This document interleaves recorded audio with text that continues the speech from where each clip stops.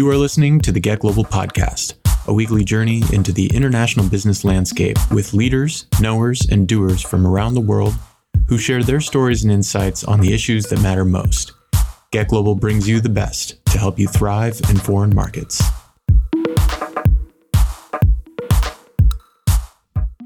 Welcome to the Get Global podcast. This is Julian Leuthold, founder and CEO of Get Global. Really happy to have this week's guest. It's Joel Backaler, who is on the Get Global advisory board and has been a participant since almost day one. He's been through Get Global's in 2016 and 2017, and has been part of the family as a managing director at Frontier Strategy Group, and is now the author of his second book, which is called Digital Influence. And what's the subtitle on that? It's Digital Influence: Unleash the Power of Influencer Marketing to Accelerate Your Global Business. Yes, and his first book was China Goes West, and it was about how Chinese companies were going beyond the borders of China to start making relationships and an impact in the Western Hemisphere. And so he's got a really interesting background, spent a ton of time in Asia working for Frontier Strategy Group, and knows the region really well. And this is, to my knowledge, the first really comprehensive and analytical approach to understanding influencers. So we're talking about digital influence today and everything that he's gone through in pulling together all this information and these learnings. It's still feeling like early days in the influencer space, and he went and had some adventures and found out some good things for us. So thanks for joining us, Joel. Thanks for having me, Julian. So tell me, what is an influencer really? Yeah, no, it's interesting because when I set out to write the book, initially I wanted to focus exclusively on the international side of the story. So how can companies work with local influencers in different markets to help with various parts of their international marketing strategy? But what I found is even something as basic as who is an influencer or what is an influencer is widely misunderstood depending on who you speak to. So for example, if you were to ask one person who's in the tech sector, they might say it's some technology analyst. Whereas if you were to speak to somebody else, they might think that it's a beauty Instagrammer or a blogger. And none of them are wrong, but at the end of the day, it all boils down to two very basic things. Number one, it's somebody that is known for something among a target community. So that target community could be millions, it could be hundreds of thousands, or it could be hundreds. But at the end of the day, the influencer is known for something among a specific group.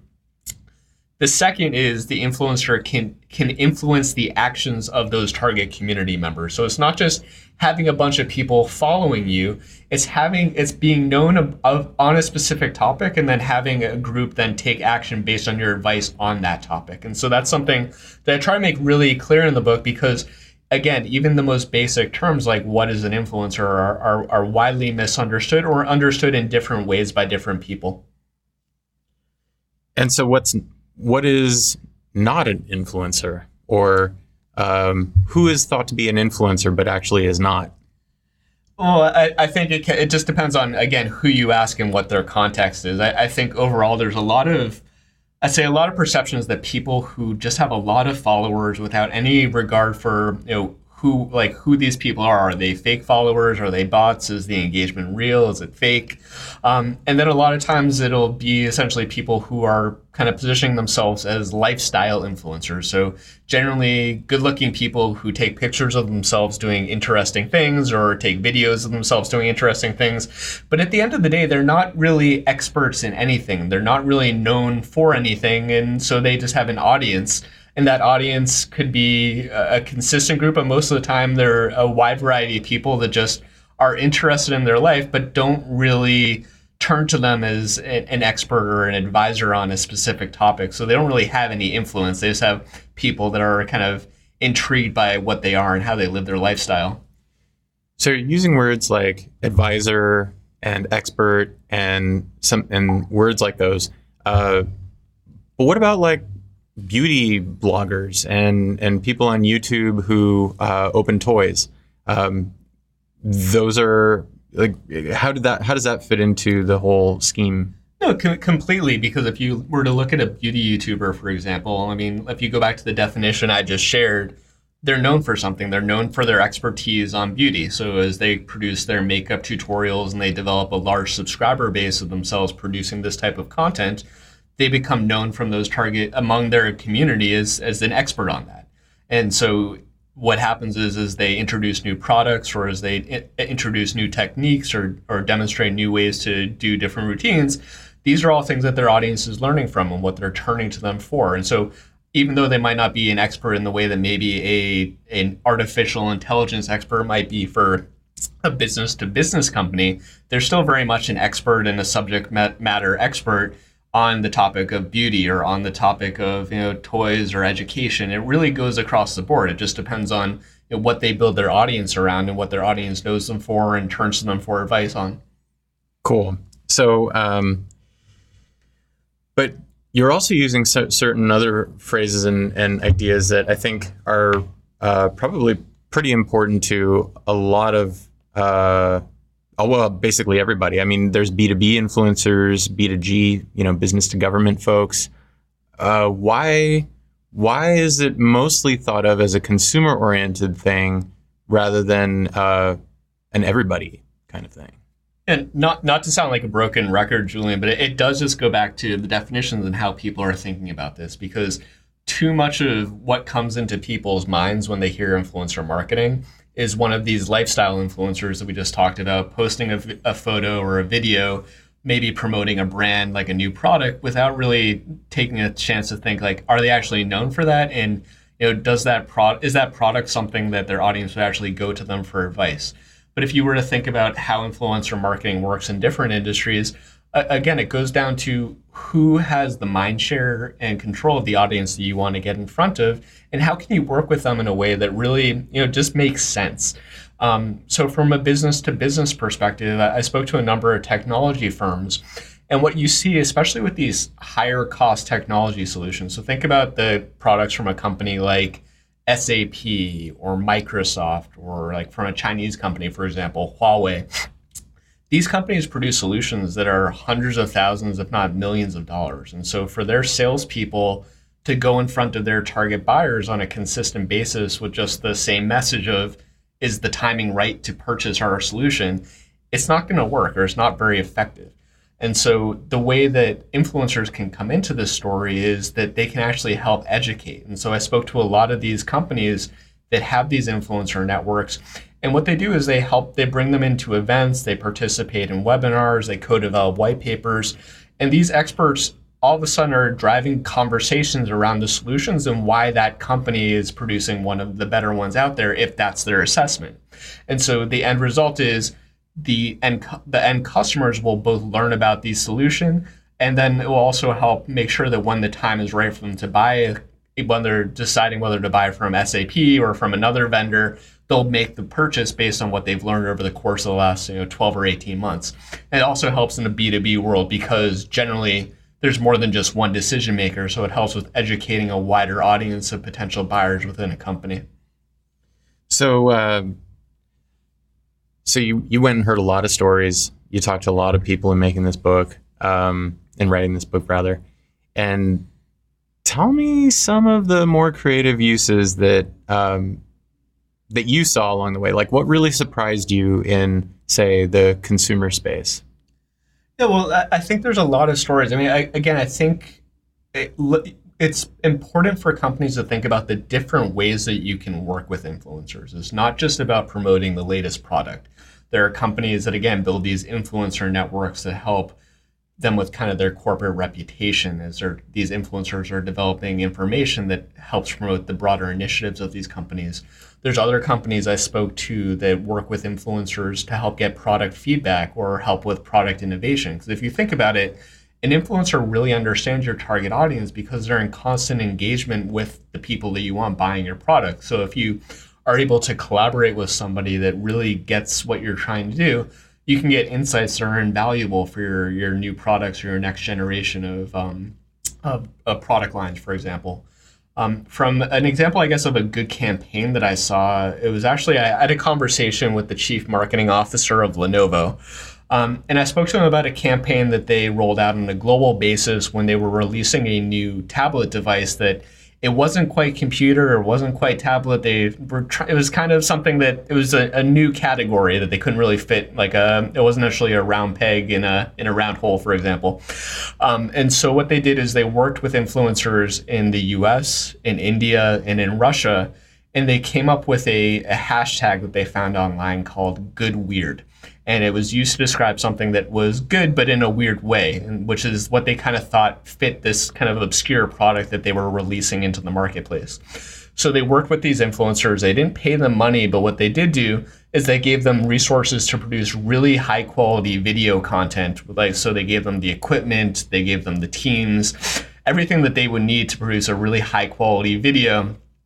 And they made these outrageous viral videos for each of their audiences, and they collaborated on one where they all actually joined forces into something that was a truly global scale, tapping into different cultures.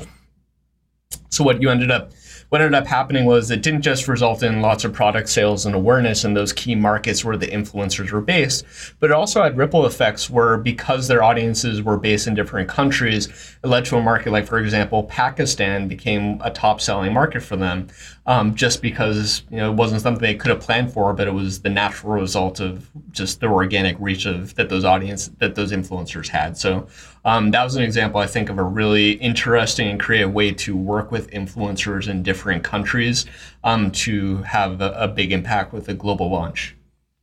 Interesting. So tell me about a couple more examples of what happened in individual countries where it was a success. Maybe cases where it was so culturally specific that it would be easy to get wrong without them, right? Yeah, so one example that I thought was really interesting was a company that I spoke to early on in my research. And so it's a company that came up with a strategy that was so successful that I can't actually name them by their official name. So I had to use a pseudonym in the book. I called them ZooEnglish.com.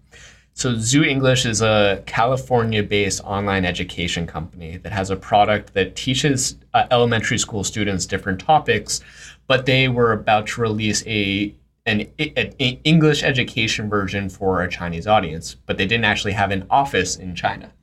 So they had a digital marketing manager based here in California that developed a network of WeChat influencers who were people that were known for producing content for early childhood education, generally taking content and advice and tips from the United States and Europe. Through partnering with these influencers, the social media manager was able to develop an affiliate sales model where over the course of a year, they ran several promotions based on performance, and they ended up selling thousands of their product license. And because this was a virtual product, they were able to fulfill automatically and then make sure that everybody benefited, both the influencers and the company itself, in a pretty quick fashion. And so, but at the end of the day, China became probably their second biggest market, and growing extremely fast without them even having a physical presence in China. So that kind of opened my eyes to the power of how a company could work with a series of local influencers in a local market where they wanted to expand, without necessarily having a formal presence, and also thinking about it, maybe if they weren't there today and they wanted to drive some initial awareness, it's a good way to get started, and it's a good way to kind of test the waters if there was a demand for their products or for their offering. That's a good one. So what are some other regional examples, like maybe South America or Southeast Asia? Well, there's a lot of variance from country to country. Because if you look at influencer marketing, a lot of it is tied to the usage of different social media platforms. And so the example I just gave in China, it's unique in the sense that China has a very local online ecosystem. You have platforms like WeChat, like Weibo, that really dominate the local scene, whereas in the majority of the world, a lot of the platforms are consistent. So you have a lot of the same types of You have a lot of people using the same global platforms, most of which originate from the US, like YouTube, like Instagram, like Facebook, like even something like LinkedIn or Pinterest. But these are used in different ways in different parts of the world. And as a result, there are different usage patterns by the influencers that adopt them. So if you look at a market like, for example, in Latin America, there are a lot of heavy Instagram users there. But if you were to look at the influencers themselves and the ones that are kind of like high profile celebrities, a lot of them don't actually have a lot of control over their ability to publish their content because they're tied into these traditional agency systems where there's a lot more control over the content that they can get out into the marketplace, as well as the types of brands that they can collaborate with. So they tend to be, some of the bigger name people are almost like celebrities in the sense that they're tied into these very restrictive agreements about what they can and cannot do. Meanwhile, if you look at a market like Europe, it's much more in line with the United States, especially as you're looking at Western Europe and the way that influencers produce their content, the way that they collaborate with brands and what the right expectations are. But it does vary quite a bit. If you were to go to a market, maybe like in Africa, if you were to look at Nigeria, for example, you may have like Nollywood stars, like they're Hollywood stars that are kind of the influential voices. But again, it varies a lot by country. And so certain countries are advanced to a point where you have very specific categorizations of influencers. So going back to the B2B example we were talking about, you could probably find an influencer on a very specific type of technology in the United States or maybe in Germany or in the UK. But if you wanted to find the same type of influencer in a market like, I don't know, like Pakistan, you might need to work with somebody who's more of a general technology influencer because there might not be that level of delineation in certain markets. So like I said, this is a very global phenomenon, but it is developing in different ways around the world and it's continuing to advance, but advance uniquely, just like anything in international business. Everything is always a little different depending on where you're operating. Okay, so we got people here in the US and some folks in Europe too that just gets famous out of nowhere, right? Like, they're just really funny. They had some video go viral and all of a sudden they've got hundreds of thousands or even millions of followers, right? Why is it not that way in Latin America, for instance? Why would it necessarily be the telenovela stars that would, obviously they're going to have an inordinate amount of influence. Who can mess with the Kardashians, right? When you're putting stuff out, but why is that phenomenon not more broadly common?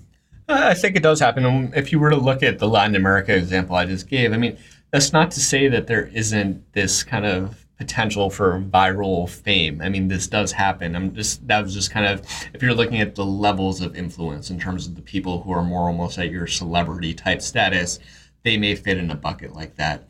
But in general, I think influencer marketing is something where it depends on the type of audience you're talking about. For me, I wrote this book really for multinational companies that want to work with influencers to advance their goals. And so in many cases, they're not going to want to work with the person who's just virally funny because of a few videos. They want to work with the person who has a proven track record of producing content on a specific area that relates to their business. And they want to make sure that they're respected by their community and that they have a consistent track record. Because if you think about how some of this can go wrong, there's a lot of bad case studies that you see in the marketplace where companies may work with an influencer who may not have been around for a long time, and they get caught up into a scandal where either they make maybe they make like a racist remark, maybe they actually have a lot of fake followers. There's all sorts of pitfalls, and even in the book, I have a whole chapter dedicated to the dark side of influencer marketing, because there's all sorts of ways where influencers themselves can game the system and brands can fall into traps where you don't necessarily have a good brand steward looking out for the best interests of your company. And so that's something that you really want to keep in mind as you're thinking about, am I working with the right person? And oftentimes the person that's just famous for famous sake because they made a viral video isn't the type of person that a company would want to work with. Okay. No, that sounds like it makes sense. Unless you're Kim Kardashian and you can move whatever you want. Yeah. Lots of all kinds of things that people want to buy. So, all right. How do you do it well, though? How do people get started in it? How do people go from good to great? What is the arc of the influencer strategist? Yeah, so I think first just starting where a lot of companies don't get it right is there's a common trend or a common phenomenon that I observed when I was doing my research where a company will identify an opportunity to work with somebody who's relatively big name. Like let's take the Kim Kardashian example. Maybe a company finds out that they have an in that somehow they have an opportunity to work with her. But what they might do is they'll then reverse engineer kind of why it makes sense for her to be the person that they collaborate with. And you see this time and time again where companies justify partnering with somebody that doesn't make sense for what they're trying to accomplish, whether they're not really known for the type of product that they produce. Maybe their values don't align well to what their brand is known for. And so those types of collaborations generally fail. What companies need to be doing, what the best companies do, is they really take the time to set their objectives and the goals for influencer collaboration before they even think about who is the specific person. Then they go out and based on those goals, they identify somebody that really fits their objectives, whether that be they're known for using the types of products that are part of the launch that they're trying to do, or whether their values are aligned with what the brand is known for or what they want to be known for. There's a lot of careful time and consideration that's put in choosing the right influencer. Then when you actually find out, who are the potential influencers that you could be working with, you need to dig in. And it's fairly manual to understand, is that a quality audience for you? Are their followers real? Are they fake? Is the engagement real? Or is it just very much like kind of high level comments? From there, it's trying to understand, do they really fit your brand and what you're trying to do? When all that's said and done, there's still a stream of things that have to happen, from effective outreach, from making sure that the communications happen the right way, that the relationship is built in the right way, that the right expectations are set, that the ROI is measured in the right way. There's this whole stream of things that is very resource intensive to set up, that takes a lot of time, a lot of energy. And because there are so many steps and it's quite variable from situation to situation, there's a lot of ways that companies mess up. And there's a lot of, I'd say, just the only thing that's standard in this space is a lack of standardization.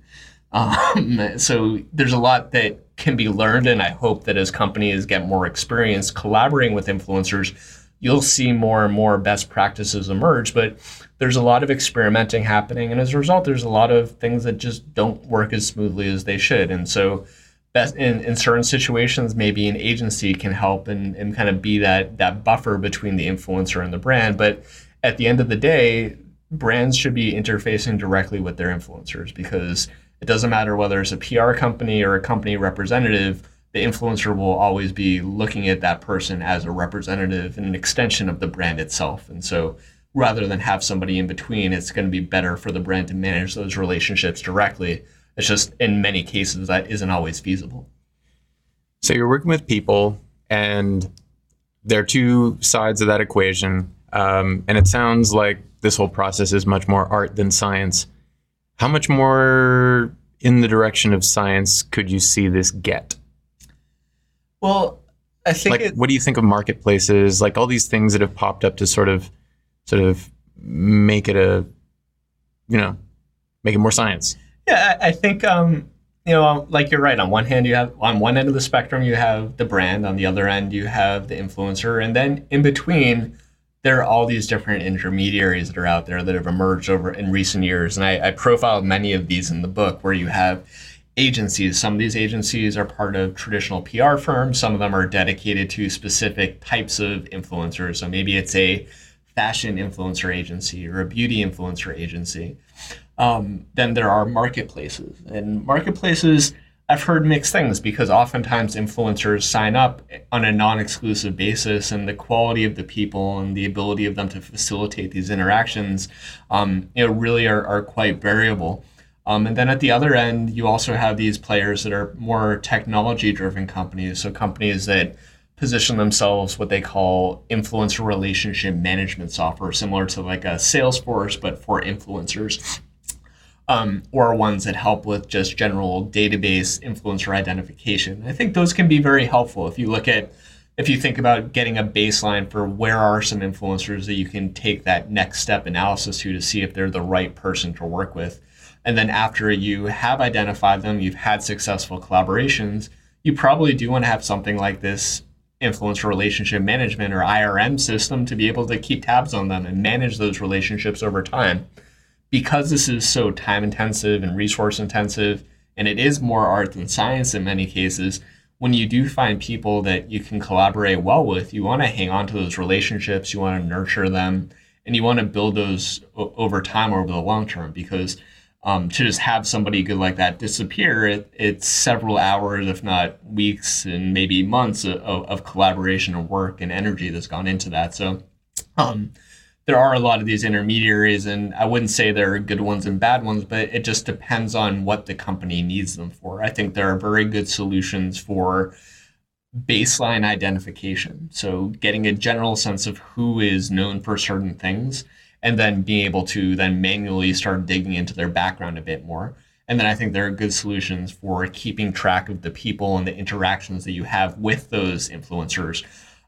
But I think it's very hard, at least where the market is today, to say that you can develop an end-to-end technology-driven solution to connecting brands to influencers. I think it is too much of an art. It will always come down to individuals, and that's going to require a human touch, which in essence is not scalable. Well put. So how important is this to marketing in general? People make a big deal out of it. You hear a lot of chatter about it. It's a hot topic. Obviously, you've dedicated a lot of time to understanding this. But in the grand scheme of media buying and huge marketing campaigns and, just the whole events, everything, where does this rest within that larger space? Yeah, so if you were to look at this, I were to say today, influencer marketing has proven to be very effective in certain industries. And so you can see that in terms of the spending that you see by, health and beauty companies or nutritional companies or toy companies. But if you start to take a step back and see, what are the broader implications of what we're talking about? We're talking about an era where I'm used to watching Netflix. I don't want to watch advertisements. When I'm watching YouTube, I definitely don't want to watch a pre-roll ad. So I'm trying to do everything I can to skip through that. But what I will always want is I'll want something to rely on, what my friend has to say, that I know they're an expert in something, or I want a natural filter of somebody that I trust to tell me what products are good, what solutions are worth considering, what are things that I should be keeping an eye on. And that's an extension of what has traditionally been known of as word of mouth. And I think in this digital era, the people that I would trust, that I want to hear their opinion on, they may be people that I know personally, or they may be people that I know virtually through listening to their podcast, through reading their blog, through watching their video channel. And so I think that is where we are headed in terms of the importance of influencer marketing. I think what we're seeing today is a very narrow slice of, influencer X gets paid by company Y to promote product Z. But I think going forward, influencers and kind of these external parties and the role that they play in companies' marketing efforts is going to be more and more important, because they are the people that have the attention that companies want. And ultimately, this is a game for attention. There's only so much consumers have. There's only so much they can give to different channels. And so if they're going to be spending their time consuming content and giving their attention to influencers, then companies need to find new ways and creative ways to engage them. Excellent. Well, folks, I recommend this book. He's done a lot of work on this and talked to so many interesting people. And it's a wealth of knowledge in there if this is something that's interesting to you. And I think whether you're in consumer-focused, business-oriented, or government-related industries, it's worth the time and attention to give it a look. So thank you, and thanks for joining us. Thanks for having me, Julian. Adios. Thanks for listening. If you'd like to find out more about our events and get more global intel every week, sign up for our newsletter at getglobal.co.